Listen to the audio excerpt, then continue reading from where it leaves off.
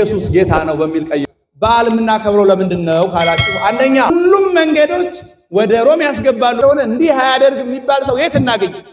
ሰማዕትነት በየወንበራችሁ ላይ አለ። ለምታገለግሉት ሕዝብ ቅንና እውነተኛ ትሁት ሆኖ መገኘት ክርስቶስ ቆሻሻ የሚያጸዱ እየመሰሉ የቆሻሻ ቅርጫት ይዘው መልእክታቸውን እዚያ ቅርጫታቸው ላይ አድርገው ቆሻሻ አለ እያሉ በየሰፈሩ ይገባሉ። ይገቡና ክርስቲያኖቹ ላሉበት ቤት ያንን መልእክት ያደርሳሉ። ምክር፣ ተግሳጽ ከቅዱሳት መጻሕፍት። ጸወን ሚዲያ አምባ መጠጊያ። ዲዮቅልጥያኖስ፣ መክስሚያኖስ የሚባሉ የሮም ነገስታት ክርስትና በምድር ላይ እንዳይኖር ክርስቲያን ነኝ ማለት አይቻልም፣ ክርስቲያን ነኝ ያለ ሁሉ በተገኘበት ይገደል፣ የክርስቲያኖቹ ሁሉ መጽሐፋቸው ይቃጠል፣ ቤተክርስቲያን ይዘጋ፣ ቤተ ጣዖት ይከፈት ብለው አዋጅ የነገሩበት 40ው ዘመን ለብቻው ዘመነ ሰማዕታት ይባላል። ክርስቲያኖች ሰማዕትነት ያልተቀበሉበት ጊዜ የለም፣ የማይቀበሉበት ጊዜ የለም። ዛሬም በየዕለቱ ክርስቲያኖች መከራ ይቀበሉ በልዩ ልዩ አለ። ያ ዘመነ ሰማዕታት የሚባለው ጊዜ ግን ለብቻው እንዲህ ያለ አዋጅ የወጣበት በምድር ላይ ክርስትና እንዳይኖር አዋጅ የወጣበት ዘመን ነበረ። የሮም ነገስታት ናቸው። ምክንያቱ ደግሞ ሐዋርያት ኢየሩሳሌምን አካባቢ አስተምረው ከዚያ በኋላ ወደ ዓለም ሲበተኑ ወደ ሮም ወደ አውሮፓ ሲገቡ የሮም ነገስታት በሕይወት እያሉ ሐውልታቸውን አሰርተው ያንን ሐውልታቸውን ደግሞ እንደ አምላክ እንዲሰገድለት እነሱም በሕይወት እያሉ እንደ አምላክ እንዲሰገድላቸው ህዝቡን የሚያነሳሱ ነበሩ። ህዝቡ ሁሉ በቃ በሄደበቱ ለነሱ የሚሰግድ ነበር። እንዲያው በጣም የሚገርመው ሰላምታ ሲለዋወጡ ራሱ እንዴት አደራችሁ ሲባል እኛ እግዚአብሔር ይመስገን እንደምንለው ቄሳር ጌታ ነው ነበር መልሳቸው። ቄሳር ጌታ ነው። ከዛ በኋላ እኒህ ሐዋርያት ግን ገብተው ኢየሱስ ጌታ ነው በሚል ቀየሩት። በነገራችን ላይ ፕሮቴስታንቶች በቃ ይችን ቃል ብቻ ሌላ የሚባል የማይመስላቸው ኢየሱስ ጌታ ነው ይላሉ በየደቂቃው። እኛ አምላክ ነው፣ የባህሪ አምላክ ነው፣ ዓለም ፈጣሪ ነው ማለት ሁሉ እንችላለን። እንዲያው እንዲህ ማንል ይመስላችኋል? ይህን ቃል ደጋግመው ሐዋርያት ይጠቀሙ የነበረው በዚህ ምክንያት ነው። ቄሳር ጌታ ነው የሚል አዋጅ ስለነበር ይሄንን አዋጅ ለመቀየር የሰማይና የምድር ጌታ ኢየሱስ ክርስቶስ መሆኑን ለማሳወቅ ክርስቲያኖቹ በቄሳር ፈንታ ኢየሱስ ጌታ ነው ማለት ጀመሩ። ሲገናኙ ሁሉ ምስክርነታቸው ይሄ ሆነ። ያን ጊዜ እነዚያ የሮም ነገስታት ደማቸው ይፈላ ጀመር። የማይገባቸውን የአምላክነት ክብርም ይዘው ሲነቅፏቸው አይገባችሁም፣ እናንተ ፍጡራን ናችሁ፣ ትሞታላችሁ፣ ፈራሽ በሽባሽ ናችሁ፣ እናንተን የፈጠረ አምላክ አለ ሲሏቸው ደማቸው ይፈላ ጀመር። የጣዖቱ ካህናት ደግሞ በጣዖቱ ምክንያት ጣዖት እንግዲህ የማይለማ የማይሰማ ነገር ነው። እነሱ ራሳቸው ጠርበው ያዘጋጁት ነው። እነሱ ራሳቸው ከዛፍ ቆርጠው ኢሳይያስ እንደተናገረው ሞኞች አህዛብ ወደ ዱር ገብተው ቀናውን ዛፍ ቆርጠው ግማሹን ይማግዱታል፣ ግማሹን አምላክ ይሉታል ብሎ ኢሳይያስ እንደተሳለቀባቸው እንዲህ ስለሆነ ይሄንን ከጫካ ያመጡትን እጅግር አበጅተው ልክ እንደ ሰው ያለው ቅርጽ ያደርጉና ይሰማል፣ ያናግራል፣ እኛን አናገረን፣ እንዲህ መለሰልን፣ እንዲህ አለን እያሉ የውሸት ካህናት የጣዖት ካህናቱ ደግሞ በዚያ የሚተዳደሩ ስለነበሩ ሐዋርያት ገብተው ይሄ እኮ ጣዖት ውሸት ነው፣ ውሸት እኮ ነው፣ የነዚህ አጭበርባሪ ካህናት ማሾፊያ ነው እንጂ እኮ አይደለም፣ የሰይጣን ማደሪያ ነው ብለው ሲያስተምሩ እነዚህ ጥቅማቸው የቀረባቸው የጣዖት ካህናት ደግሞ ሌላ ጠላት ነው ተነሱ በክርስቲያኖቹ ላይ። ስለዚህ ካህናተ ጣዖታቱም ነገስታተ ጣዖታቱም ተባብረው በዚህ ምድር ላይ ክርስትና እንዳይኖር የሚል አዋጅ አወጁ። በነገራችን ላይ ያ ዘመን እንዲህ ባንደበት ሲናገሩት በታሪክ ሲተርኩት አልፎ ሲያወሩት መቼም ቀላል ነው እንጂ በዚያ ዘመን ሆኖ ወደ ኋላ በህሊና ተመልሶ ሲያስቡት ግን ከባድ ነው። እንዲህ ሆኖ ተሰባስቦ እግዚአብሔርን ማምለክ የተከለከለበት ዘመን ነው። ምክንያቱም በዚያ ዘመን ኦልሞስት ኦል ዓለምን የምትገዛው ሮም ናት። ሁሉም መንገዶች ወደ ሮም ያስገባሉ ብለው ይመኩ ነበር ሮማውያን። ምክንያቱም የትኛውም ዓለም መካከለኛው ምስራቅ በሙሉ በሮማውያን የሚገዛበት ጊዜ ነበር፣ ኢየሩሳሌምን ጨምሮ። አውሮፓው በሙሉ በሮማ የሚገዛበት፣ ከአፍሪካም አብዛኛው ክፍል በሮማ የሚገዛበት ስለነበረ ሮማውያን መንገድ ሁሉ ወደ ሮም ያስገባል እያሉ ይመኩ ነበር። ስለዚህ የዚያ ሁሉን የሚገዛው የሮም ኢምፓየር ስለሆነ ይህንን መጥፎ አዋጅ አብያተ ክርስቲያናት ይታጸዋ፣ አብያተ ጣዖታት ይትረሃዋ፣ የጣዖት ቤቶች ይከፈቱ፣ ቤተክርስቲያኖች ይዘጉ ብሎ ያወጀው ያ ገናና መንግስት ስለነበረ አዋጁ በሁሉም ቦታ ደርሷል። ቤተክርስቲያን በምድር ላይ መንቀሳቀስ የከበደበት ዘመን ነበር። በጣም የሚገርመው ግን ክርስትና በመጥፋት ፋንታ እጅግ ያበበው ደግሞ በዚያ ዘመን ነው። የክርስትና እውነተኛነት በተግባር የተረጋገጠው ደግሞ በዚያ ዘመን ነው፣ በሰማዕታት ነው። ሥርዓተ አምልኮ ይፈጸም የነበረው በግበበ ምድር ነው፣ በዋሻ ውስጥ ነው፣ መሬት ውስጥ ነው። ቀድሰው ሥጋው ደግሞ ያቀብሉ የነበረው ያስተምሩ የነበረው በዋሻ ውስጥ ነው፣ በካታኮምፕ ነው። እንዲህ በአደባባይ መንቀሳቀስ በቃ ዓለም አቀፍ አዋጅ ሆኖ ነበር ያን ጊዜ።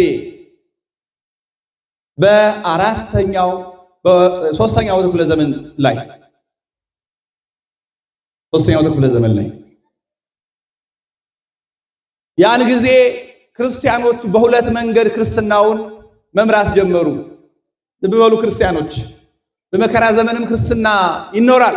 ክርስትና ለሆነ ዘመን፣ ለአንድ ምቹ ዘመን ወይም ለአንድ ችግር ዘመን ማለፊያ አይደለም። በመከራም በደስታም ዘመን የሚኖር ህይወት ነው። የሰው ልጅ ህይወት በጠባዩ ተፈራራቂ ነው። እግዚአብሔር ይህንን ሲያስተምረን ምን አደረጋት? ዓለምን የተወሰነ ጊዜ ክረምት፣ የተወሰነ ጊዜ በጋ፣ የተወሰነው ሰዓት ሌሊት፣ የተወሰነው ሰዓት መዓልት የሆነው ለምንድን ነው? ህይወት እንዲህ ናት፣ ውጣ ውረድ ናት ነው። ክርስትናም ለሰላም ዘመን ብቻ ወይም ለመከራ ዘመን ብቻ የተሰራ ሃይማኖት አይደለም። ሁሉንም ደስታንም መከራንም የሚያስችል ነው። ስለዚህ ያን የመከራ ዘመን ገሚሶቹ በካታኮምፕ በግብረ ምድር ውስጥ እያሰለጠኑ ክርስትናን እያስተማሩ በዚያ ዋሻ ላይ ስዕል እየሳሉ እነ ቅዱስ ጊዮርጊስ እንዴት መከራ እንደተቀበሉ የሚያሳዩ ስዕሎችን ከየዋሻው ግድግዳ ላይ እየቀረጹ እነ ቅዱስ ጴጥሮስ እነ ቅዱስ ጳውሎስ በሰይፍ ተመትረው በመስቀል ተሰቅለው እንዴት እንዳረፉ የሚያሳዩ ስዕሎችን በዚያው በዋሻ ውስጥ በስዕል መልክ እየሳሉ ገድላቸውን እያጻፉ የሚያስተምሩ ነበሩ። ግማሾቹ ደግሞ በከተማ ተቀምጠው በእነዚህ በዋሻ ውስጥ ላሉት ስንቃቸውን እያቀበሉ ቄሳር በየዕለቱ ያወጀውን አዋጅ እየነገሩ በሰማዕትነት የሞቱ ክርስቲያኖችን ደግሞ በዚህ ቦታ ሰማዕት እገሌ ገሌ አርፏል፣ በዚህ ቦታ ሰማዕት እገሊት በሰይፍ አርፋለች፣ በዚህ ቦታ እያሉ ዋሻ ውስጥ ላሉት መልእክቱን እያደረሱ ክርስትናው እንዲህ ነበር የመሩት። ከዚያ ደግሞ በተለይ ጠንካራ እናቶች ከዋሻ ውስጥ ሄደው ከሐዋርያት ተምረው ደብዳቤ መልእክት፣ መንፈሳዊ ማጽናኛ መልእክት ከሐዋርያት አጽፈው ይመለሱና ከነዛ አበው ከሐዋርያን አበው ከሐዋርያት በተተኩ አበው የሚጻፈውን መልእክት ይቀበሉና በከተማ ላሉት ቄሳሮቹ የማያውቋቸው በርካታ ክርስቲያኖች አሉ በከተማ በእነዚያ ላሉት ያንን መልእክት እየወሰዱ ያደርሳሉ። በጣም የሚገርመው እንዴት እንደሚያደርሱ ታውቃላችሁ? ቆሻሻ የሚያጸዱ እየመሰሉ የቆሻሻ ቅርጫት ይዘው መልእክታቸውን እዚያ ቅርጫታቸው ላይ አድርገው ቆሻሻ አለ እያሉ በየሰፈሩ ይገባሉ። ይገቡና ክርስቲያኖቹ ላሉበት ቤት ያንን መልእክት ያደርሳሉ። ምክር፣ ተግሳጽ ከቅዱሳት መጻሕፍት ከአበው ዜና የተጻፈውን ጽኑ፣ በርቱ፣ ጠንክሩ የሚለውን የሐዋርያት መልእክት ሰጧቸዋል። ከነዚያ ደግሞ በከተማ ካሉት ምግብ ይቀበሉና ቆሻሻ ያወጡ መስለው ወስደው በዋሻ ላሉት ስንቅ ያቀብላሉ። ክርስትና እንዲህም ተኑሯል። እኛ ዛሬ ተርላ በዛብን፣ ምቾት በዛብን። በጣም ነው የሚገርመው። አሁን ሰው የሚያወራው ሁሉ ጊዜ ረሃብተኞች እኛ ድሆች ነን፣ እኛ ራሱን ከሌላው ዓለም ስለሚያወዳድር ምንም ጥሩ ነው መስራት ጥሩ ነው። እኛ ግን አሁን ባለን አቅም ባለን ገንዘብ ሰውነታችንን ለምቾት ነው የተዘጋጀው። ክርስትናውን መኖር ያስቻለን አይደለም። ይቺው እኛ የምናወራው ኢትዮጵያ ሀገራችን ደሃ ናት እንዲህ ያለ የምናወራው ይሄው ያለን ገንዘብ ይሄው ያለን አቅም ክርስትናችንን በአግባቡ ለመምራት ያስቻለናል። እርግጥ ነው ሀገራችን በፊዚካል በሆነ በቴክኖሎጂ በምናምን እንደሌላው ዓለም አይደለችም። አዎ ምንም ጥርጥር የለውም። ነገር ግን ይሄው ያለው ጥቂቱ ሀብታችን ራሱ ወደ ምቾት ወደ ተድላ እየመራ አስቸግሮናል። በዚያ ዘመን ነው እንግዲህ እነ ቅዱስ ጊዮርጊስ የተነሱት ክርስቲያኖች እነ ቅዱስ ጊዮርጊስ የተነሱት እነ ቅዱስ አርሴማ እነ ቅዱስ ቂርቆስ እነ ቅዱስ ገላውዴዎስ እነ ቅዱስ ፋሲለደስ የተነሱት እንግዲህ ያን ጊዜ ነው። ቤተ ክርስቲያኗ በሕይወትም በሞትም የሚያስተምሯት በሕይወትም በሞትም የሚጠብቋት እልፍ አእላፍ ሰማዕታትን ያገኘችበት ዘመን ነው። ያ ክፉ ዘመን ጀግና በጦር ሜዳ ይወለዳል እንደሚባለው አንድ ሰማዕት ሲሞት በሚደረገው ተአምር በዚያ ዕለት ሌላ ከአሕዛብ 3000 4000 10000 20000 አምኖ ይውላል ያለ ምንም ትምህርት በቅዱስ ጊዮርጊስ አማካይነት በቅዱስ ጊዮርጊስ ላይ ሲደረግ የተደረገውን ተአምራት ያዩ ከ37000 በላይ አሕዛብ አምነዋል። እኔ እድሜ ልኬን ባስተምር እንደው 37000 አይደለም አሁን 10000 ያሳምናለሁ ወይ? አንድ ሰማዕት በሚቀበለው መከራና በሚደረገው ተአምር ክርስቲያኖቹ እንደውም እየጨመሩ እየበዙ ሄዱ። እንደውም ዲዮቅልጥያኖስ ጥያቄ አቀረበ ለአማካሪዎቹ። አረ ነገራቸው ምንድነው እነዚህ ክርስቲያኖች? እኔ በቀን 1000 2000 ሳልገል ውዬ አድሬ አላውቅም። የማያልቁበት ምክንያቱ ምንድነው? እንደገና የሚበዙት ምን ሆነው ነው? ከምንድነው የሚፈለፈሉት አላቸው። እና አማካሪዎቹ ምን አሉት? አይ አንተ የማታውቀው ነገር አለ። ጴጥሮስ የሚባል መምህር አላቸው።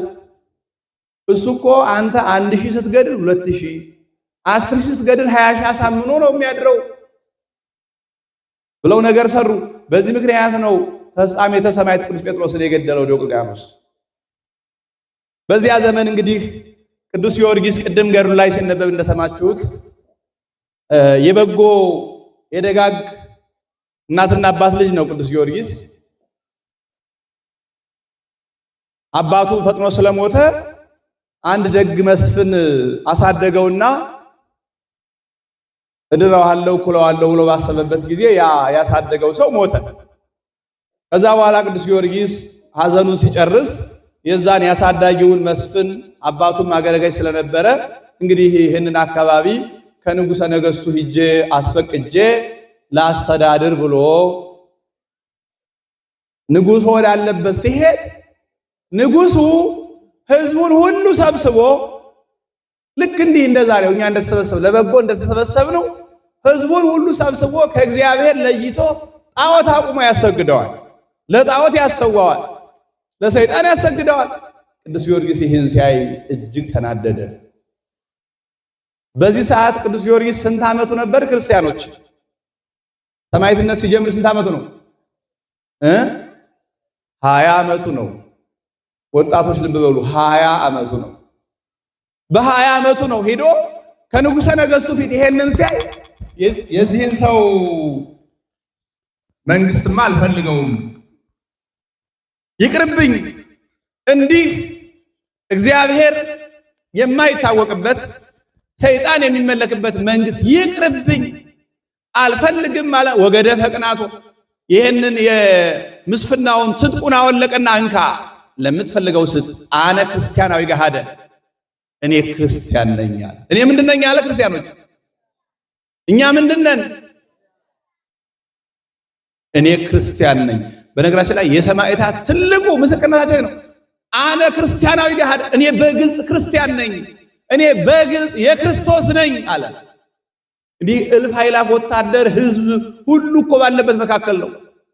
ለጊዜው ንጉሱ የሚያውቀው የመስፍኑ ልጅ ስለነበረ እሱም መልከ መልካም ወጣት ስለነበረ መጀመሪያ ያቀረበለት ማባበያና መታለያ ነው። በነገራችን ላይ ለቅዱስ ጊዮርጊስ ኋላ ከመጣበት የግዴታ ሰማዕትነት የመጀመሪያው ይከፋል። ለአንድ ወጣት በፈቃደ ሥጋው ሲመጣበት ይከብዳል።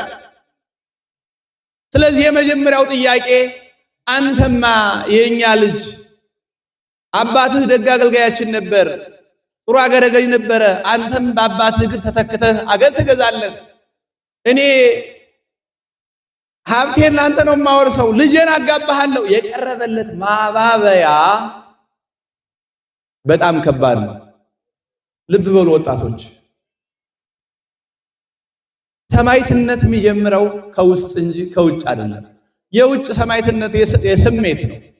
ሞታለሁ ምናምን ተብሎ አይጀመርም። ሰማዕትነት ከውስጥ ነው። ራስን በማሸነፍ ፈቃደ ሥጋን ድል በመንሳት ነው ሰማዕትነት የጀመረው።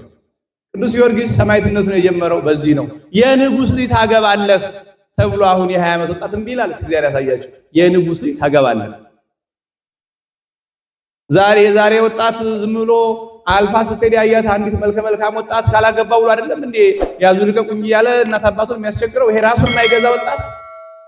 የቅዱስ ጊዮርጊስ ወዳጅ የሆንክ ወጣት ራስን መግዛት ነው። ወዳጅነትን የምትገልጸው እሱን በመምሰል ነው እንጂ ዝም ብሎ ጊዮርጊስን ወደዋለሁ ምናምን አይደለም። ይሄ ቃል ዘመድ በገበያ የማይገኝ ይባላል አይደለም። የንጉሥ ልጅ ታገባለህ ሲባል ከሃይማኖቴ አይብስብኝም ማለት አይብስብኝም። ብዙዎች እኮ አሁን በጋብቻ ምክንያት ሃይማኖታቸውን የሚቀይሩ አሉ። እሷን ለማግኘት እሱን ለማግኘት በሚል ሰበብ ሃይማኖታቸውን የሚቀይሩ አሉ። የንጉሥ ልጅ ነው የቀረበለት ለቅዱስ ጊዮርጊስ በ20 ዓመቱ ነው። ደግሞ ጊዜው ከባድ ነው። ከዛስ በ10 አህጉር ላይ ሾምሃለሁ አለው። በጣም እኮ የሚገርም ነው። በስንት አህጉር? 10። የዛሬ ሰው የቀበሌ ቀንብር ካደረጉት ምን ችግር አለ? ስንት ሃይማኖተኞች አይደሉም እንዴ የተገለባበጡብን? ገና ወደ ቀበሌ ገና ወደ ምናምን ሲደርሱ አይደለም እንዴ ማተባቸውን መደበቅ የሚጀምሩት የኛ ሰዎች? እኛ አትሾሙ እኮ አላልንም። የትም ድረስ የደረሱ ክርስቲያኖች ግን ማተብ ይደበቃሉ ወይ? ግን ክርስትና ይደበቃሉ ወይ? ግን ሃይማኖት ይደበቃሉ ወይ? አንዳንዶች እኮ ትንሽ ከፍ ከዞን ስልጣን ካለፉ በኋላ መጥተው እዚህኛ ጋር መጸለይ የሚያፍሩ አሉ። ምን ያደርጋል እንዲህ ያለው ስልጣን? ኢትዮጵያ እኮ ቁሞ የሚያስቀድሱ ታቦት የሚያሸክሙ ነገስታት የነበሩበት ሀገር ናት። ያትፈሩ እንጂ ተሾሙ፣ ጥሩ ነው፣ ስሩ፣ አገር ምሩ። ግን ክርስቲያን እንደሆናችሁ አትመሩም እንዴ? ምን ያሸማቅቃል? እንደዚህ አይነት ስልጣንማ ይቅር፣ ምን ያደርጋል?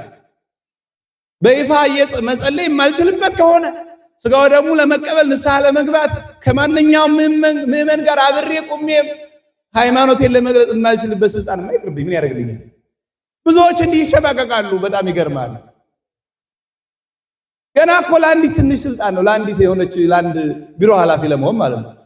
በ10 አህጉር ላይ እሾምሃለሁ ሲባል ቅዱስ ጊዮርጊስ እኔ ያንተን ግዛት አልፈልገውም፣ ዓለምን የሚገዛ የክርስቶስ ባሪያ ነኝ አለ። ማንን የሚገዛ? ዓለምን የሚገዛው የክርስቶስ ልጅ ነኝ አለ። ልጄን አጋባሃለሁ፣ የንጉሥ ልጅ አልፈልግም፣ እኔ የክርስቶስ ሙሽራ ነኝ አለ። ወርቅ ብር የፈለከውን ያህል እሰጥሃለሁ አለው። የወርቅ የብር ጌታ እግዚአብሔር እያለኝ እኔ አንተ ድንጋይ ምን ያደርግልኛል አለው። ከሃይማኖት አንጻር ከመጣ ስልጣን ምንድን ነው? ከሃይማኖት አንጻር ከመጣ ትዳር፣ ጋብቻ፣ ወጣትነት፣ ውበት፣ ገንዘብ ምንድን ነው? ከሃይማኖት አንጻር ከመጣ በአንድ ሚዛን የሚቀመጥ አይደለም። ምስክርነቱን የጀመረው በሚያስፈሩት ነገስታት ፊት ነው። እንግዲህ ከዚያ በኋላ አባብለው በማባበያ እንደማይሳካላቸው ይሄ ልጅ በማታለል በገንዘብ በኮረዳ ሴት በወርቅ በስልጣን የማይደለል በወዳጅነት የማይደለል መሆኑን ሲያረጋግጡ ወደ ንዴት እና ወደ ደም ፍላት ሲገባ ንጉሱ ውሰዱና አሰቃዩታል። ከዚያ በኋላ ቅድም እንደሰማችሁት ያልደረሰበት የስቃይ አይነት የለም። ቅዱስ ጊዮርጊስ ያልደረሰበት ስቃይ አይነት የለም። ትዝ ያላቸውን በሙሉ አድርገውበታል። በመስቀል ሰቅለውታል። ሰውነቱን እንደ ሰንጥቀው በመጋዝ የሚለበልብ እንደ በርበሬ እንደ ጨው የሚያቃጥል ነገር በሰውነቱ እየነሰነሱ ነው ያሰቃዩት። በጣም ከባድ ነው። በጣም ከባድ ነው። ሰምታችኋል። ቅድም በመጋዝ ከሁለት ነው የሰነጠቁት። ከብረት አልጋ ላይ አስተኝተው ከታች ነው እሳት ያነደዱበት። ትልልቅ ድንጋይ ከኋላና ከፊት አስረው ነው በገደል ያንከባልሉት የነበረው። ከዚያ በኋላ ያደረሱበት ሰማዕትነት እጅግ ዘግናኝ ነው። ክርስቲያኖች እጅግ ዘግናኝ ነው። በዚያ ዘመን የነበሩ የሮም ነገስታት ክርስቲያኖችን ለማሰቃየት ሲሉ ያዘጋጇቸው እሾሃማ መግረፊያዎች እስከዛሬ ድረስ በዓለም ደረጃ በሙዚየም አሉ፣ ይታያሉ። ለጉድ የሰው ማሰቃያዎች።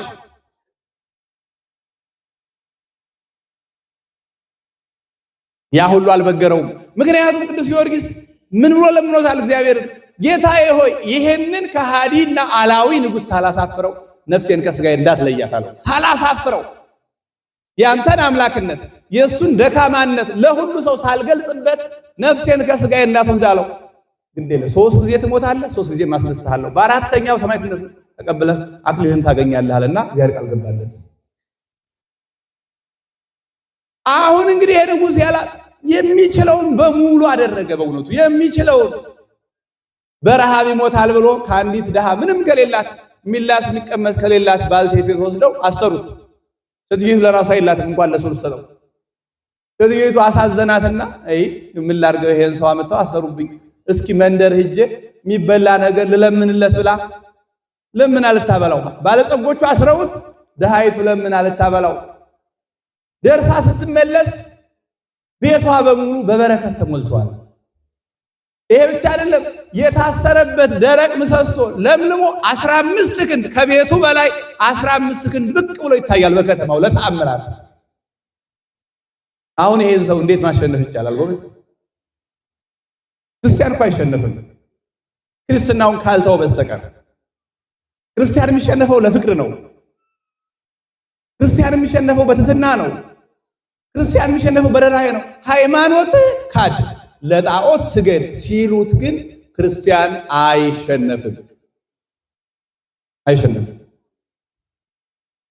ንጉሥ ተሸነፈ፣ የሚያደርገው ጠፋ። ይርባዋል ብሎ ቢዘጋው ቤቱን በበረከት ሞላው። እንደውም ሴትዮዋን ጭምር ከረሃብ አዳናት። ከዚያ በኋላ ሴትዮ ስትመለስ ቤቱ በምግብ ተሞልቶ ምሰሶው ለምልሞ ስታይ አምላኮሙ ለክርስቲያን ተመስሎ ሰብአ መጽሐቤ፣ የክርስቲያኖች አምላክ ሰው መስሎ ከቤቴ እስረኛ መስሎ መጣለች። ምክንያቱም በቤቷ ተፈጽሞ ያየችው ተአምር ሰው የሚያደርገው አይደለም። ያን ጊዜ ቅዱስ ጊዮርጊስ ምን አላት? አንሰ ኢኮንኩ አምላከ አላ ገብረ አምላከ አነ፣ እኔ እንኳን እንደምትዩ አምላክ አይደለሁም። ምክንያቱም እውነተኞች ክርስቲያኖች ክብር አይፈልጉም፣ ሐሳውያን ናቸው። አቦ ሲሏቸው ደስ የሚላቸው አጭበርባሪዎች ናቸው አክብሩን የሚሉ እንጂ ቅዱስ ጊዮርጊስ ይሄን ሁሉ መከራ እየተቀበለ አምላኮሙ ለክርስቲያን ስትለው አንሰ ኢኮንኩ አምላክ፣ እንደምትዩ እኔ አምላክ አይደለሁም። አላ ገብረ አምላከ አነ፣ የአምላክ ባለሟል እኮ አላለም፣ የአምላክ ባሪያ ነኝ አለ። የአምላክ ባሪያ ነኝ። ሰዎች ባሪያ መባልን ይፈሩታል። ተገንቶ ነው ገብረ እግዚአብሔር መባል፣ አግብርተ እግዚአብሔር ክብር ነው። በነገራችን ላይ እኔ ክርስቲያን አምላክ አይደለሁም፣ እኔ የአምላክ ባሪያ ነኝ አላት። እባክህ ከተወለደ ጀምሮ ሙሉ ጤናው የታወከ የማያይ የማይሰማ የማይናገር የማይንቀሳቀስ ልጅ አላትና እባክህ ልጅ ፈውስልኝ አለችው። ኃይሉን አየች። አሁን ከዚያ በኋላ አይኑ እንዲያ ያደረገላት፣ ሌላውን ደግሞ ሌላ ቀን ይሆንልሻል አላት። ከዚያ በኋላ ዱሪያኖስ ብዙ መከራ አጽንቶ ሲሸነፍ አሁንም ማባያ ጨመረበትና እንደው ለጣዖቱ ሲሰዋ በሰው ፊት ሰዋልኝ እንጂ ከዚያ በኋላ ለአንተ ማድረገውን ነገር አታውቀው ምናምን ያንኑ የለመደውን ማባያ ነገረው። ከዛ ቅዱስ ጊዮርጊስ ሊሰራው ያሰበው ነገር አለና በቃ እስኪ ደስ ይበልህ ነገ እሰዋለሁ ለጣዖቱ አለ። ክርስቲያኖች ይሄን ብትሰሙ አትደነግጡም እናንተ? በቃ እኔ ነገ ለጣዖት እሰዋለሁ አለ ቅዱስ ጊዮርጊስ። ታዲያ አዳሩን ይጸልያል፣ የዳዊትን መዝሙር ይጸልያል። ሌሊት የንጉሱ ቤት ሰማችሁ። ብፁዕ ብእሲ ዘይሆረ በምክረ ረሲዓን በዋዘኞች በረሲዓን መንገድ የማይሄድ ሰው ብፁዕ ነው፣ ነውር ክቡር ነው እያለ ሲጸልይ ትሰማዋለች። ከዛ በኋላ እባክህ ተርጉምልኝ እስኪ ይሄን የምታነበው ነገር በጣም ደስ ይላል፣ ቃልህ ደስ ይላል አለችው። ከዚያ በኋላ ከዘመነ ብሉይ ትንቢት እስከ ሐዲስ ኪዳን ፍጻሜ ክርስቶስ እንዴት ሰው ሆኖ ዓለም እንዳዳነ ሲነግራት የንጉሥ ሚስት አምና አደረች። ከዚያ ማግስቱ አዋጅ ይነገራል። ጊዮርጊስ ለጣዖት ሰግዳለሁ ብሏልና ይህንን ለማየት ኑ ተሰብሰቡ እየተባለ አዋጅ ይነገራል። በጣም የሚገርመው ከዚህ መካከል ሁለቱ ሰዎች እጅግ ደነገጡ። አንደኛዋ ያቺ ልጇን የፈወሰላትና ከቤቷ ታስሮ የነበረባት ያቺ ድሃ መበለት ወይኔ ያ ደግ ሰው ሰለቸ ማለት ነው፣ መከራው አሰቀቀው ማለት ነው፣ ፈራ ማለት ነው ይህ እያለች አዘነች። የንጉሡ ሚስት ደግሞ እንዲሁ እኔን አሳምኖኝ መክሮኝ ሲያበቃ ብላ ህዝቡ እንዲህ ተሰበሰበ። እልፍ አእላፍ ሰው ተጥለቀለቀ የቅዱስ ጊዮርጊስን ለጣዖት መሰዋት ሊመለከት። ከዚያ በኋላ ያቺ ድሃ ሴት ያንን ህመምተኛ ልጇን አዝላ አደባባይ ዋለችና አምጩ ልጅሽን አላት። ዛሬ ነው የሚቆመው አለና ባረከው። ልጁ ሂድና ያንን አጵሎስ የሚባለውን ጣዖት ጊዮርጊስ ይጠራሃል፣ የክርስቶስ ባሪያ ጊዮርጊስ በክርስቶስም ይጠራሃል በለው አለው። ያ ልጅ አይኑ ብቻ ነበር የተፈወሰው። ያን ጊዜ መስማት ቻለ፣ መናገር ቻለ፣ መሄድም ቻለ በአንድ ጊዜ። ከዛ በኋላ ቀጥ ብሎ ሄዶ ከጣዖቱ ቤት የክርስቶስ ባሪያ ጊዮርጊስ ይጠራሃል ናውጣ ሲለው ጣዖቱ ያው አይንቀሳቀስም። ሰይጣኑ መጣ፣ እየተንቀጠቀጠ መጣና በህዝቡ መካከል ቆሞ እኔ እናንተን ሁሉ ሳሰግድና ሳስት የኖርኩ አሳች ሰይጣን ነኝ አላቸው በአደባባይ። ክርስቶስ ነው የመሰለው። ክርስቶስ በዕለተ ዓርብ አስጨንቆ የክርስቶስን ነፍስና ስጋውን እለያያለሁ ብሎ መጥቶ ከመስቀሉ እግር ስር ቀረብ ሲል አስጨንቆ ሲይዘው ያን ጊዜ ዲያብሎስ ለፍልፏል። መኑ ትዝንቱ ስጋ ለቢሶ ዘሙአኒ እኔ ሳላውቅ ለካ ክርስቶስ ነው እያለ እንደ ቀባጠረው። አሁንም በቅዱስ ጊዮርጊስ ፊት እኔ አሳች ነኝ፣ ሁላችሁንም ያሳትኳችሁ እኔ ነኝ፣ በጣዖቱ ያደርኩ እኔ አምላክ አይደለሁም እኔ ሰይጣን ነኝ አለ። ለፈለፈ። ከዚያ በኋላ ምድር ተከፍታ እንድታሰጥመው አደረገው ቅዱስ ጊዮርጊስ ያን ሰይጣን። ከዚያ በኋላ ሰው ምን ያድርገው? እስኪያው ምን ያድርገው? ሲጠናበት እኮ ነው በመንኮራኩር ፍጩና አለ። ይድራስ የሚባል ተራራ ለዚያ ነስንሱት እንደው አመድ ነፋስ ይበትነው ብሎ እኮ ነው። በዚህ ዕለት ጥር 18 በተለይ የሚታሰበው ይሄ ነው። በመንኮራኩር ፈጭተው አመድ ትቢያ አድርገው ወስደው ይድራስ የሚባል ተራራ ላይ በትነውት ለነፋስ ሰጥተውት ወታደሮቹ ሲመለሱ የአጽሙ ብናኝ ያረፈበት እንጨቱም ደንጊያውም ቅጠሉም ጊዮርጊስ ቅዱሱ ለእግዚአብሔር፣ ጊዮርጊስ ቅዱሱ ለእግዚአብሔር፣ ጊዮርጊስ ቅዱሱ ለእግዚአብሔር፣ የእግዚአብሔር ቅዱስ ሰማዕት ጊዮርጊስ ያሉ መሰከሩ። በጣም የሚገርመው ወታደሮቹ ቤተ መንግስት ሳይደርሱ ከኋላ ጠብቁኝ ጠብቁኝ እያለ ደረሰባቸው። ምታት ሁሉ መሰላ ደነገጡ። እንግዲህ አሁን ሰው የሞተ ሰው ተነሳ ሲባል ሰው ይደነግጣል አይደል? በፊልም በምንም ስታዩት ትደነግጣላችሁ። እና ያ በትነውት ዘርተውት የነበረው ሰው ከኋላቸው እየተከተለ ጠብቁኝ ጠብቁኝ እያለ ደረሰባቸው። በዚህ ምክንያት ሰራዊቱ የሚያሰቃዩት ደብዳቤዎቹ፣ ገራፊዎቹ በሙሉ አመኑ።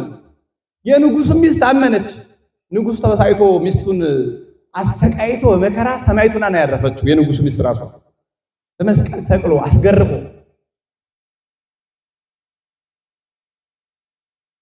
ሰማይታት። በነገራችን ላይ እነዚህን አላውያን ነገስታት አይምሯቸውን በጥብጠዋቸው ነው የኖሩት። እነሱ ሰላማውያን ናቸው። እያንዳንዱ መከራ የሚያመጣውን ጸጋ ስለሚያውቁ፣ እያንዳንዱ ዕለት ያለውን እሴትና ዋጋ ስለሚያውቁ መከራ በተጨመረባቸው ደስ ነው የሚላቸው። ወወፁ ማውድን ዘይትፈስሑ እስመ ከፈሎሙ ጸጋ መንፈስ ቅዱስ ከመ ያይሰድዎሙ በእንተ ስሙ ይላል። ሐዋርያት ተገርፈው ሲወጡ ደስ እያላቸው እንደተሸለመ ሰው እየሳቁ ነበር የሚወጡት ይላል። የዚህ ጊዜ እነዚህ አላውያን ነገስታት አንድ እብድ ይሆነ ያብዳሉ፣ ልብሳቸውን ይቀዳሉ፣ መሬት ላይ ይወድቃሉ። ሰማዕታቱ ግን ተረጋግተው ይሰቃያሉ።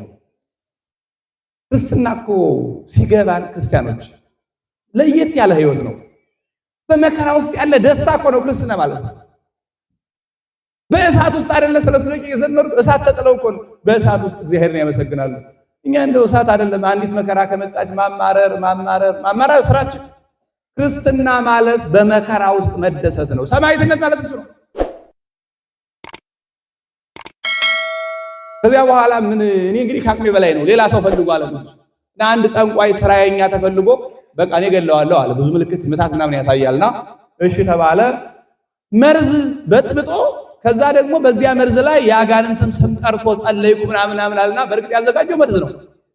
ግን በጥንቆላ የገደልኩት ለማለት እዚያው መርዙ ላይ ብዙ የሰይጣን ስም ጠራና እንካ ጠጣ አለው። በአደባባይ ፊት ተቀብሎ በስመ አብ ወወልድ ወመንፈስ ቅዱስ አሐዱ አምላክ ብሎ በእግዚአብሔር ስም ጠጣው ቅዱስ ጊዮርጊስ መርዙ። ፊቱ ከሚያዝያ ፀሐይ ይልቅ እንዲያውም 7 እጅ አበራ። እንደ ፀሐይ አበራ ፊቱ አሸበረቀ። እንዲያውም እንኳን መርዙ ሊገለው ወዲያውኑ ያ አትናስዮስ የሚባል ጠንቋይ ከጫማው ወድቆ ማረኝ ይቅር በለኝ፣ እኔ ውሸተኛ ሐሳዊ የሰይጣን ዘመድ የሰይጣን ስራ አስፈጻሚ ነኝ፣ ማረኝ ብሎ አጥምቀኝ ብሎ ከጫማው ወድቆ ተጠመቀ። ከጫማው ወድቆ እንዲህ እያደረገ ነው ቅዱስ ጊዮርጊስ እልፍ ኃይላት በየዕለቱ በስቃዩ ውስጥ ክርስቲያኖችን እያበዛ። የቤተክርስቲያን ታሪክ ጸሐፊ የአውሳብዮስ ዘቂሳርያ የሚባል ሰፊ የቤተክርስቲያን ታሪክ የጻፈ ሰው አለ እና ምን ይላል? የሰማዕታት ደም ይላል ዘር ነው ይላል። የክርስቲያኖች ዘር ነው። ደማቸው ይፈሳል፣ ክርስቲያኖች ይበቅላሉ። ደማቸው ይፈሳል፣ ክርስቲያኖች ይበቅላሉ። ስለዚህ የሰማዕታት ደም የክርስቲያኖች ዘር ነው ብሏል። ያ አውሳብዮስ ዘቂሳርያ የሚባል በአይኑ ያየ ሰማዕታትን ሰው ነው። ብቻ ቅዱስ ጊዮርጊስን ያ በእሱ ላይ ያላደረጉት ነገር በጣም የሚገርመው የብረት እሾህ የቆመ እሾህ ያለው የብረት መንዶ ከታች የቆመበት ልክ መረገጫው ላይ በእሾህ የተሞላ የብረት ጫማ አዘጋጁለት። ዋስተሳን ዋሳይነ ዘሐጺን ልክ ታችኛው እግራችን የሚያርፍበት ላይ በርካታ የብረት እሾህ ወደ ላይ ችንካር የቆመበት ጫማ አዘጋጅተው ያንን አልብሰው ፊት ተራመዳሉት። ወሶበሲነ ሰጊረ ድቡ ተሆረ በሁለት እግሩ ሲረገጠው ከጫማው ያለው እንደሚስማር ያለው እሾህ ከእግሩ በላይኛው ብቅ አለ። እግሩን እየበሳው መንቀሳቀስ ተሳነው። ያን ጊዜ እንደ ከብት ተጎንብሶ ሄደ ይላል። በዚህም ግን አይሸነፍም። አነ ክርስቲያናዊ ጋር ይላል። አሁን መጨረሻ ላይ ያው የሰማዕታትን ገድል ስትመለከቱ ብለው አልሳካ ሲላቸው ነገስታቱ ሲበሳጩ ይሄን ሰው ሰዱና በሰይፍ ቁረጡልኝ ገልግሉኝ ምናምን ነው የሚሉትና ንጉሱ አብዶ ቀውሶ ይሄን ሰውዬ በሰይፍ ቁረጡልኝ አለ። ያን ጊዜ ኤልያስ የመምለኪያ ጣዖቱን ንጉስ ሰራዊቶች 50ውን በቀርሜሎስ ተራራ በሳት እንዳቃጠላቸው ቅዱስ ጊዮርጊስ ጸልዮ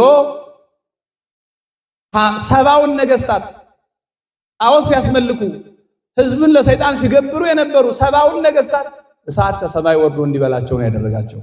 ዋው በነበልባል እነዚያን 70 ነገስታት አጥፍቶ ሚያዝያ 23 ቀን በ27 ዓመቱ ሰማዕትነት በጀመረ በ7ኛ ዓመቱ የሰማዕትነትን አክሊል አራተኛው 3 ጊዜ ሞቶ አራተኛው ላይ 7 አክሊላትን ተቀብሎ ዓለምን ድል ነስቶ ዓለምን ድል ወደ ነሳለት ወደ መሰከረለት ወደ አምላኩ የሄደ ሰማዕት ነው ቅዱስ ጊዮርጊስ ማለት።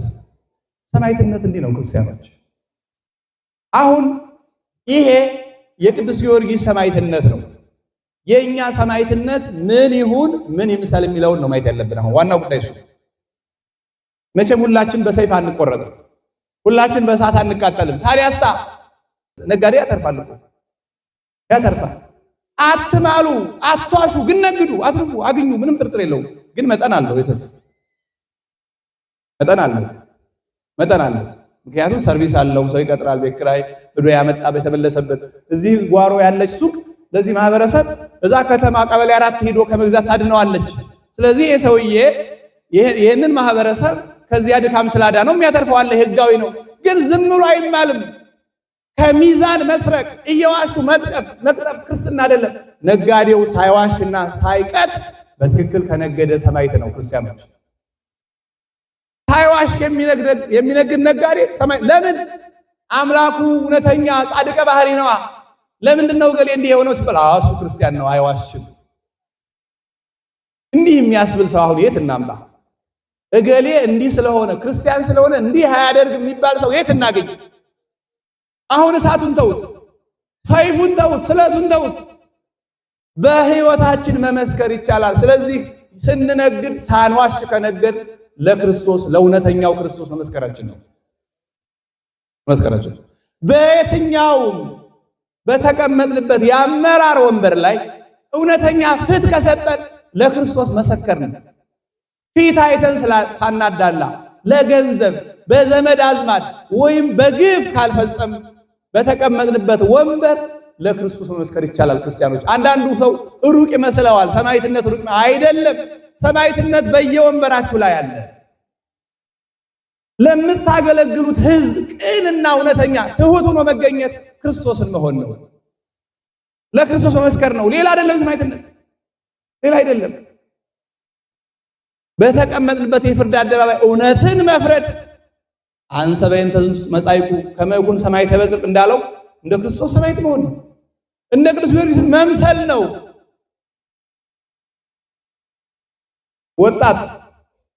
ወጣትነቱን ተቆጣጥሮ በንጽህና እስከ ዕለተ ተክሊል መቆየት ሰማዕትነት ነው። በዚህ ዘመን ሰማዕትነት ነው። ሳይዋሹ ሳይቀጥፉ ባል ለሚስቱ ሚስት ለባሏ ታማኝ ሆኖ መቀመጥ ሰማዕትነት ነው። በቤተ መቅደሱ ነቅቶ ተግቶ ለደመወዙ ሳይሆን ለቅጥሩ ሳይሆን ለእግዚአብሔር ብሎ ማገልገል ሰማዕትነት ነው። በማህሌቱ በአደባባዩ ማገልገል ሰማዕትነት ነው። ሰማዕትነት አይነቱ ብዙ ነው። ቅድም እንዳልኳችሁ ያለ ደም የሚባለው ሰማዕት ዘእንበለ ደም ማለት በዚህ ዘመን ከዓለም ርኩሰት መለየት፣ እንደ ኖህ ዓለምን ልምሰል ሳይሉ መቆየት የዚህ ዘመን ሰማዕትነት። እኛ ግን የተቸገርነው ሰው በቀላሉ የሚሸረሸር ነው። በቀላሉ ሌላ ለመምሰል የሚሞክር ነው። ሁሉም ነገር የሚለካው በሃይማኖት ነው። ክርስቲያኖች ምንም ነገር ስታደርጉ የመጀመሪያው መስፈርታችሁ መሆን ያለበት ክርስትናችሁ ነው። ለማግባት ስታስቡ የማገባት ልጅ ለሃይማኖቴ እንዴት ናት? ለልጄ የምድርለት ልጅ ለሃይማኖቷ እንዴት ናት? የማገባው ሰው ሃይማኖቱ እንዴት ነው? መጀመሪያ መስፈርቱ ምንድነው? ሃይማኖት። ልብስ ስንገዛ መስፈርታችን ሃይማኖት። ስራ ስንጀምር መስፈርታችን ሃይማኖት። ይሄ ስራ ለኔ ይሆነኛል፣ እኔ ክርስቲያን ነኝ፣ ይሆነኛል አይሆነኝም። ምንም ነገር ስናደርግ የመጀመሪያው መለኪያ መሆን ያለበት ክርስትናችን ነው። ግን አሁን እንዲያ ነው ወይ? እንዲያ ነው ወይ? እንኳን ምዕመናኑ እኛስ ካህናቱ እንዲያ ነው ወይ የኖርን ያለነው? ስለዚህ ወጣት የቅዱስ ጊዮርጊስ ወዳጅ መሆን ቅዱስ ጊዮርጊስን በመምሰል ነው። ውስጣችንን ገዝተንና ተቆጣጥረን ከኖር ከዚያ በኋላ ውጫዊ የሆነ ኃይል መጥቶ ሃይማኖትን ካድ ለጣዖት ስገድ የሚል ቢመጣ ሊያሸንፈን አይችልም። የውስጥ ጥንካሬ ሳይኖርን ጥንካሬያችን የስሜትና ውጫዊ ከሆነ ግን ዋጋ የለውም። ስለዚህ በሰው ፊት የሚመሰክርልኝን እኔ በሰማያዊ አባቴ ፊት እመሰክርለታለሁ እንዳለ እነ ቅዱስ ጊዮርጊስና ቅድም የጠራዋቸው ሰማዕታት በሙሉ በሰው ፊት በአደባባይ እንደመሰከሩለት እኛም ሕይወታችንን ጠብቀን እንደው ሌላውን ትልቁን ተው ሕይወታችን ጥሩ ክርስቲያን ሆነን ጥሩ ምእመን፣ ጥሩ ካህን፣ ጥሩ አገልጋይ፣ ጥሩ ዘካሪ፣ ጥሩ ክርስቲያን ሆነን ብቻ እግዚአብሔርን እንመስክርለት። ወበእንቲአክሙ ይጸርፉ አሕዛብ ላዕሌ እስመ እግዚአብሔር። እኛ በከፋን ቁጥር እግዚአብሔር በእኛ ይሰደባል። እንደነገሌ ከሆነ ክርስትና ቢቀር ይሻላል እየተባለ እንደነገሊት ከሆነ ክርስትና ቢቀር ይሻላል እየተባለ በእኛ ይነቀፋል እግዚአብሔር። ክርስትና በእኛ ይሰደባል። ስለዚህ በሕይወታችን ክርስትናን መግለጽ ከቻል ለእግዚአብሔር መመስከር ነውና እንድንመሰክር አምላካችን ይርዳል። ሰማዕቱ ቅዱስ ጊዮርጊስ እንግዲህ የበዓላት ጥቅሙ እሱን ተናግሬ ልጨርስ። በዓል የምናከብረው ለምንድን ነው ካላችሁ፣ አንደኛ እያንዳንዱ ሰማዕት ጻድቅ፣ እያንዳንዱ ቅዱስ ቃል ኪዳን አላቸው። ዕለተ ሞታቸውን፣ ዕለተ ልደታቸውን፣ የተጋድሏቸውን ጊዜ የሚያስበውን የሚያዘክረውን ሰው እግዚአብሔር እንደሚምርላቸው ቃል ኪዳን ገብቷል።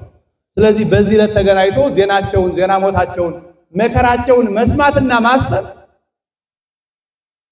ጸጋ እግዚአብሔር ያስገኛል። አንድ ሁለተኛ ቅዱሳኑ ስማቸው በሚጠራበት ዝክራቸው በሚዘከርበት በሚታሰቡበት ቦታ ሁሉ በረድኤት ይገኛሉ። ስለዚህ በዚህ ሰዓት ቅዱስ ጊዮርጊስ ተገኝቶ በረድኤት እየባረከን ነው። በረድኤት ይባርከናል። አሁን የመጣነው ልንባረክ ነው። ከዛስ እንዴት መከራ እንደተቀበሉ እንዴት ዓለምን እንዳሸነፉ ደግሞ እንማራለን። ይሄ ምንድነው? የክርስትና ሌላ ፍኖተ ካርታ ነው ማለት ነው። እኛ ህይወታችንን እንዴት እንደምንመራ እናውቅበታለን። እና ድርብርብ ነው በዓላትን የምናከብረው ጸጋውን ለማግኘት፣ አክራናቸውን ለማግኘት፣ ታሪካቸውን ለማወቅ አውቀን ደግሞ እኛ ደግሞ በእነሱ መንገድ ለመሄድ ነውና በእነሱ መንገድ ሂደን እነሱ ከደረሱበት እንድንደርስ አምላካችን ይፍቀድልን። ይቆየን። ጸወን ሚዲያ አምባ መጠጊያ